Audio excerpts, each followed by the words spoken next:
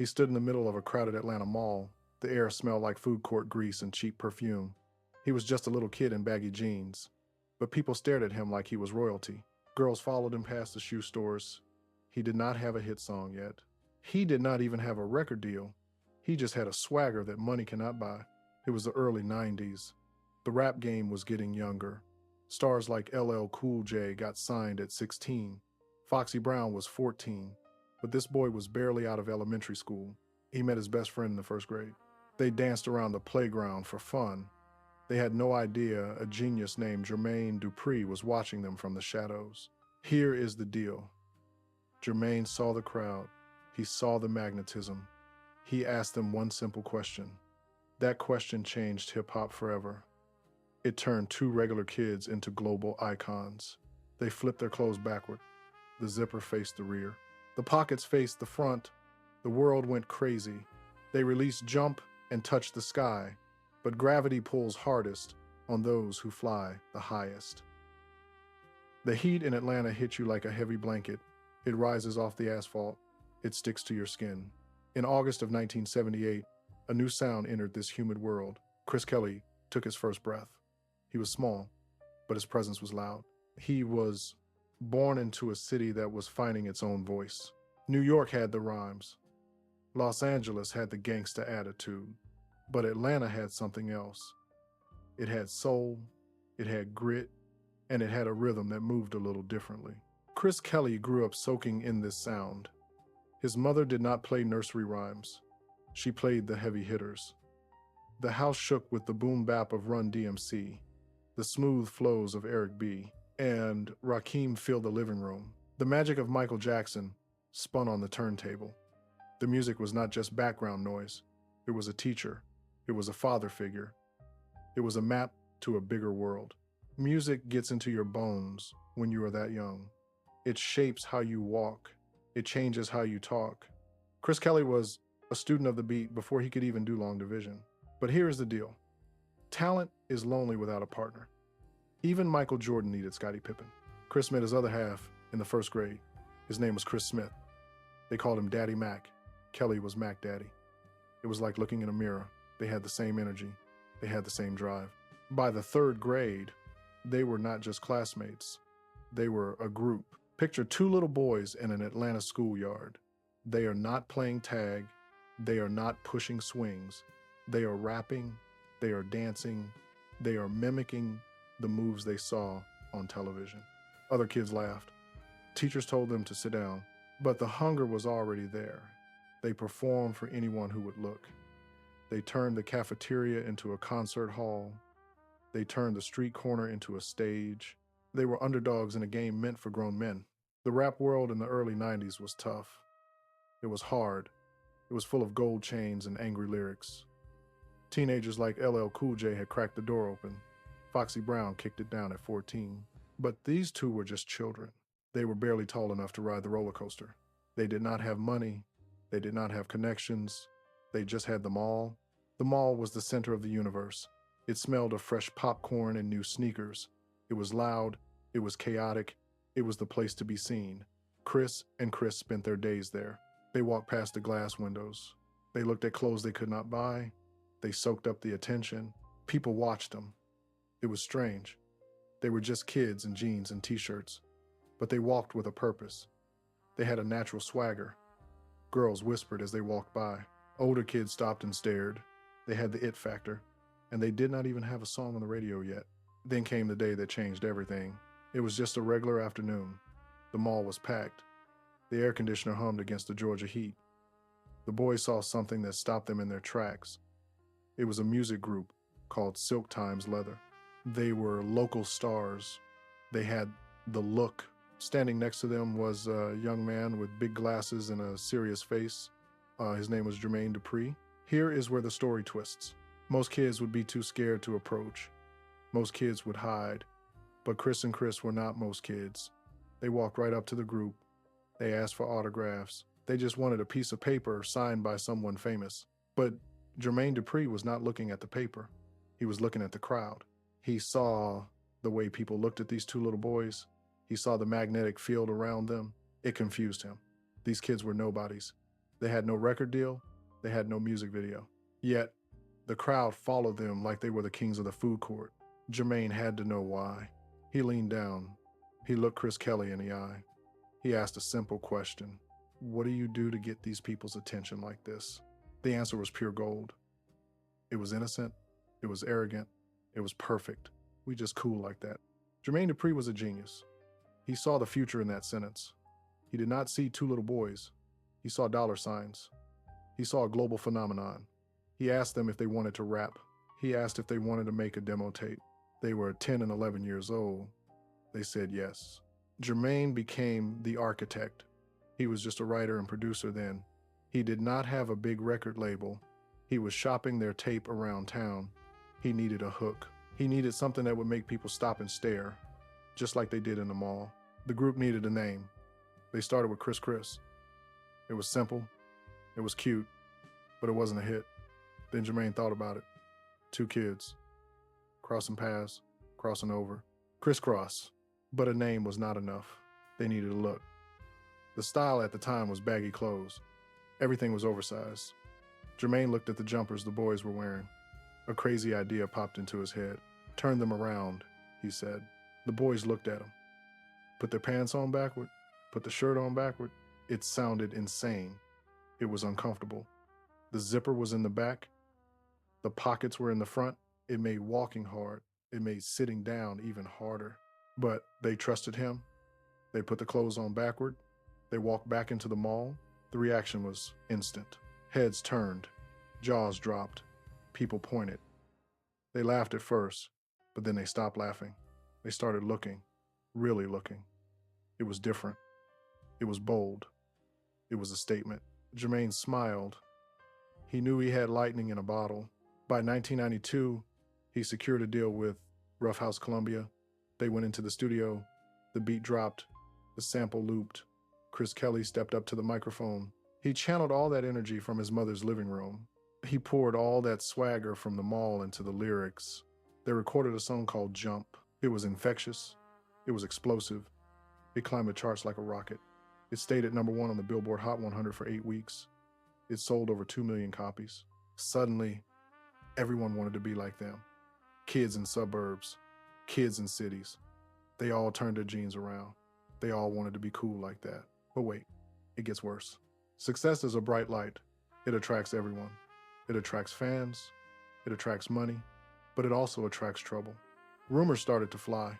People whispered that Treach from the group Naughty by Nature was angry. They said he felt Chris Cross stole his style. They said he had a problem with Jermaine Dupri. The beef was simmering. The pressure was building. Chris Kelly was on top of the world. He was the Mac Daddy.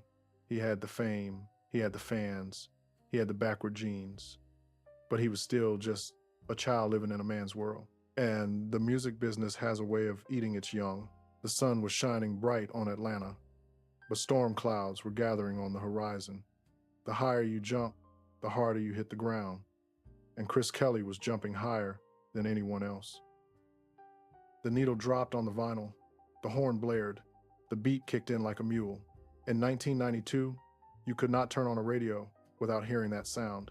It was inescapable. It blasted from car windows in Brooklyn. It shook the trunks of Chevys in Los Angeles. It echoed through school hallways in Chicago. Jump was not just a song. It was an earthquake. Chris Kelly and Chris Smith were no longer just two kids from Atlanta. They were titans. The song stayed at #1 on the Billboard Hot 100 for 8 weeks. Think about that for a second. For 2 solid months, nobody could touch them. Not Madonna, not Whitney Houston. 2 middle schoolers held the crown. They sold over 2 million copies of that single alone. The money rained down. It did not trickle. It poured. Here is the reality. The music industry had seen young stars before, but it had never seen anything this explosive. Chris Cross did not just climb the charts. They hijacked the entire culture. Suddenly, the world looked different. Walk into any classroom in America in 1992. You would see it. Kids of all colors were wearing their clothes backward. It became a uniform. The zipper was in the back. The pockets were useless. It was hard to reach your wallet. It was hard to use the bathroom, but nobody cared. It was the ultimate symbol of cool. Teachers banned it. Parents shook their heads. They did not understand. But that was the point. It was a secret code for the youth. If your genes were backward, you were part of the movement. Chris Kelly was the general of this army. He stood on stage with his jersey reversed, and millions of kids followed his orders. Their debut album hit the shelves. It was called Totally Crossed Out. The title was perfect. The album flew off the shelves. It went multi-platinum. It proved they were not one-hit wonders. They followed up Jump with Warm It Up. The video showed them living the dream. They were young, black, and rich. They drove go-karts. They had jet skis. They showed the world that black joy was profitable. For the black community, this was a moment of pride. These were not kids acting like adults. They were not selling violence. They were selling fun. They were selling swagger. They showed that a kid from the South could dictate the style of the entire globe. But gravity pulls hardest on those who fly the highest, and Criss Cross was about to fly higher than anyone. Picture this. The phone rings. It is not a promoter. It is not a radio station. It is the king of pop. Michael Jackson wanted them. He was the biggest star on the planet. He saw what Jermaine Dupri saw. He saw the magic. He invited Criss Cross to join him on his Dangerous World Tour. This is the peak of the mountain. Chris Kelly went from the food court in Atlanta to stadiums in Europe. He performed for huge crowds. One night, he was doing homework. The next night, he was opening for Michael Jackson in front of 100,000 screaming fans. They appeared in Michael Jackson's video for Jam. They played basketball with the legend. They were peers. They stood shoulder to shoulder with greatness. The lifestyle was dizzying. Most kids their age were asking for an allowance. Chris Kelly was buying houses. He bought cars he was not old enough to drive. He filled his home with arcade games. He lived inside a fantasy. He was the breadwinner for his family before he could even shave. Jermaine Dupri had turned his vision into an empire. The genius producer had struck gold. He took the rawness of the street and polished it for the suburbs. He crafted a sound that was hard enough for the hood but catchy enough for the pop charts. The duo was everywhere. You could not escape their faces. They had a video game on the Sega CD. They had cameos on television shows like A Different World and In Living Color. They were the faces of Sprite commercials. They were kings. But success at that age is a drug. It feels like it will last forever. You think the screaming fans will always be there. You think the phone will never stop ringing. You think you will stay young and cute forever. Chris Kelly soaked it all in. He was the Mac Daddy. He had the attitude. He was the rougher edge of the group. He wore the fame like a loose jacket. He enjoyed the attention. He enjoyed the respect. For a brief moment in time, everything was perfect. The sun was shining directly on them. They were on top of the charts. They were on top of the fashion world. They were standing next to Michael Jackson. But biology is a cruel mistress. Time does not stop for anyone, not even for the Mac Daddy. While the world saw a smile, the shadows were growing. The boys were growing up. Their voices were changing. The cute cheeks were thinning out. The backward clothes were starting to look like a costume instead of a style. The public is fickle. They love a novelty, but novelties fade. The same people who cheered for Jump were getting ready to turn the dial. The music industry is a machine. It chews up talent and spits out the bones. It is always looking for the next big thing. Chris Kelly was standing on the summit. The view was beautiful. The air was thin. But the path down is always steeper than the path up. The silence was waiting for him, and that silence would be louder than the applause. Biology is the one enemy you cannot fight. You can fight the critics, you can fight the record labels, you can even fight the haters, but you cannot fight nature. Here's the deal. In 1993, the magic started to fade. It did not happen all at once. It happened slowly, like a tire leaking air. The boys were growing up. The squeaky voices that made Jump so catchy began to crack. Their throats got deeper. Their shoulders got broader. They were teenagers now. They went back into the studio to record their second album, Da Bomb. The title was meant to be tough. They posed on the cover in a grimy alleyway. They tried to look hard.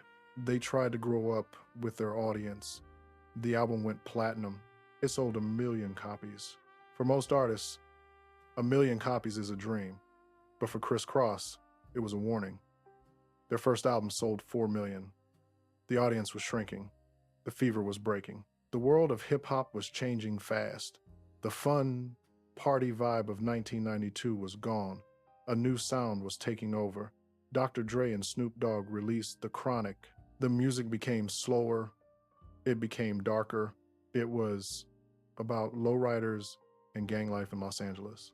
Suddenly, two kids with their clothes on backward did not look cool anymore. They looked like a gimmick. By 1996, the writing was on the wall. They released Young, Rich, and Dangerous. The sales dropped again. The phone stopped ringing as often. The screaming girls moved on to the next big thing. The backward jeans stayed in the closet. The boys started wearing their clothes the right way around. It was a symbol. The magic trick was over. The curtain had fallen. Chris Kelly was still young. He was barely an adult. But in the music business, he was already an old man. He had lived a whole lifetime before he could legally drink a beer. The group split up. Chris Smith, the Daddy Mac, wanted to try new things. He wanted to learn about business. He wanted to find himself outside of the spotlight. But Chris Kelly, the Mac Daddy, struggled. The silence of an empty room is loud when you are used to the roar of a stadium. He had money. He had a big house in Atlanta. But he did not have the purpose he used to have. Then his body betrayed him again. He started losing his hair.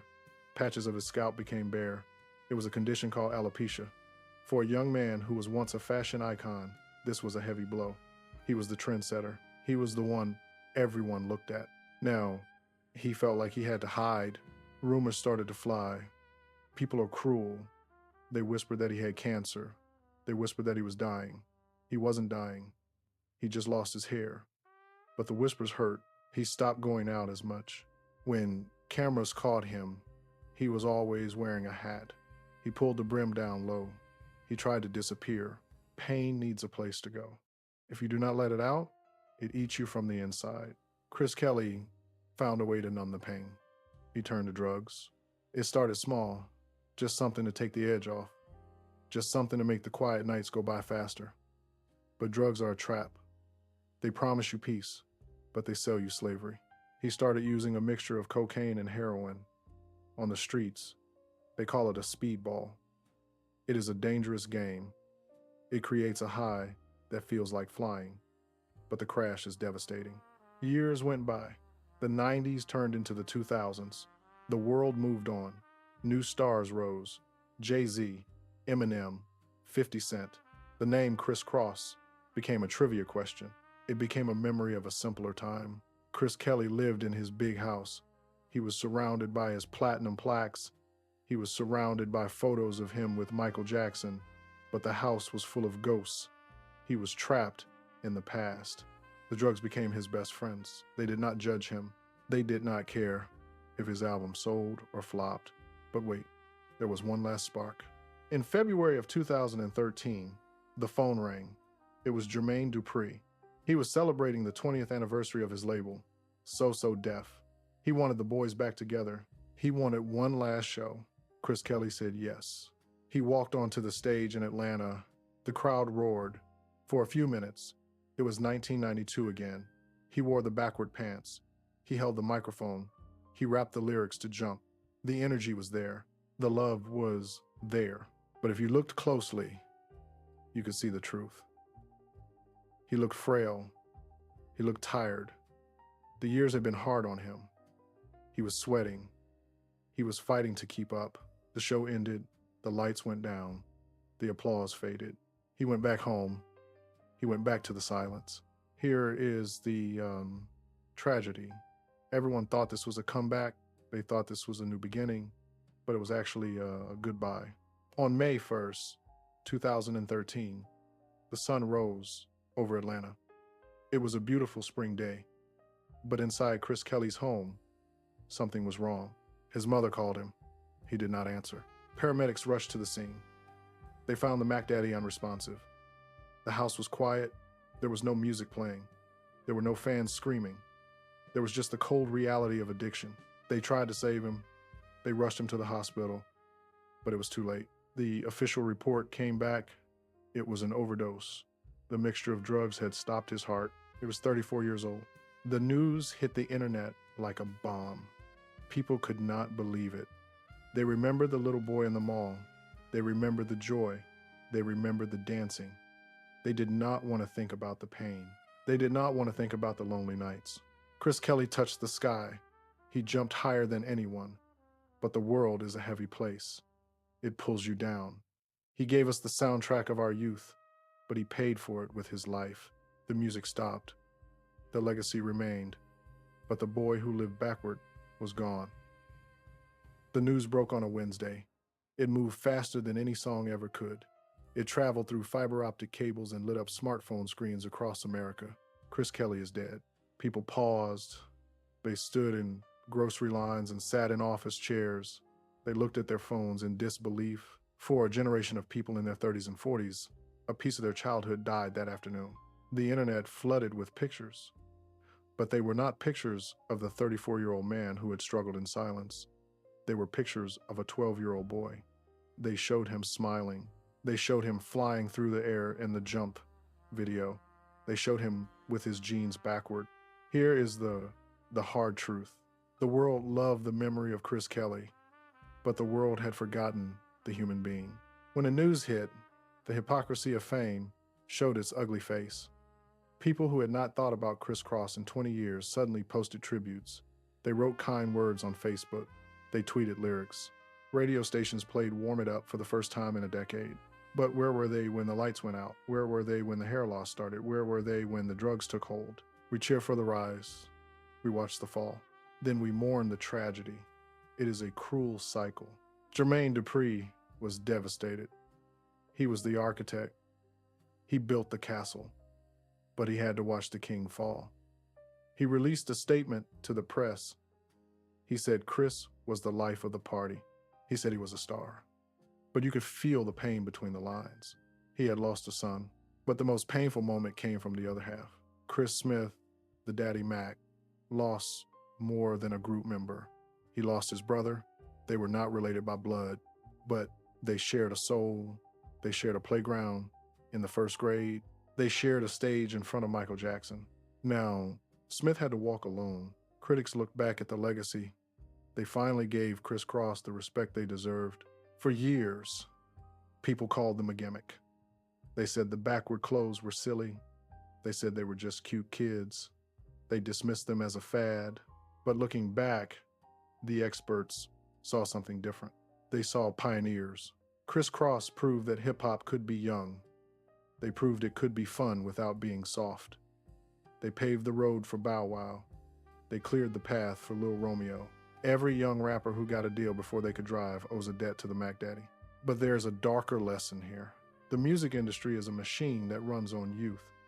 It extracts the energy from children. It packages their charisma. It sells it for millions.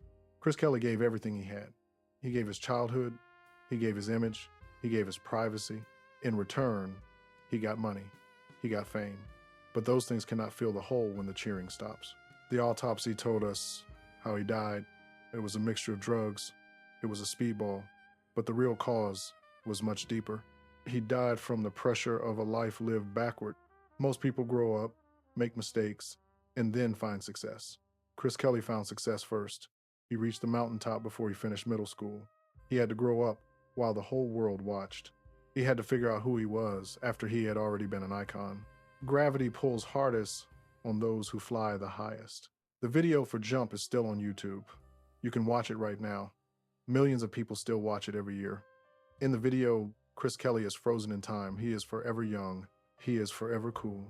He is forever jumping toward the sun. That is how we should remember him.